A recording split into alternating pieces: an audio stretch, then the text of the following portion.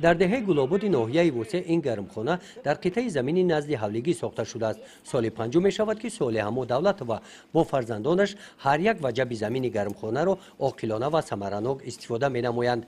در قطار سبزوادها با زحمت اعضایان عائله در گرمخانه 35 نهال لیمو پرورش می یابند. حالت نگاهبین نهالها در شرایط خوب نگاه داشته شدند. نتیجه همین است که نظر به سالهای گذشته امسال از حاصل لیمو اعضایان عائله درآمد کلان گرفتند.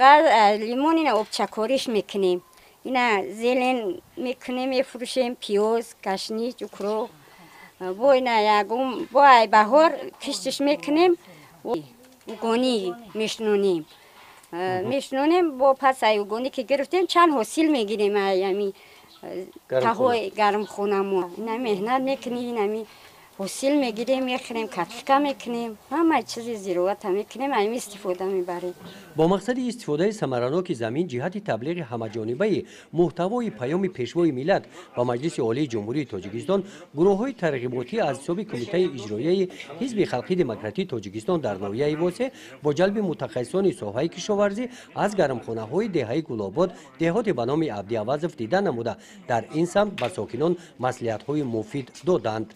در این گرمخانه باشد در این گوشه برای آزمایش کارتوشکا کش کرده شده است که آن نشونمای خوب دارد. در حالت حاصل خوب گرفتن سال آینده مساحت کشتی آن وسیع کرده می شود. همین ترتیب اطلاع گروه‌های کاری معین گردید که در دهه گلاباد دهات به نام عبدی‌عوض در 34 خواجگی در قطعه‌های نزد حولگی استفاده گرمخانه‌ها به راه مانده شدند. صالح دولت و هم مقصد دارد که در زمین نزد حولگیش گرمخانه دوم را بنیاد نماید.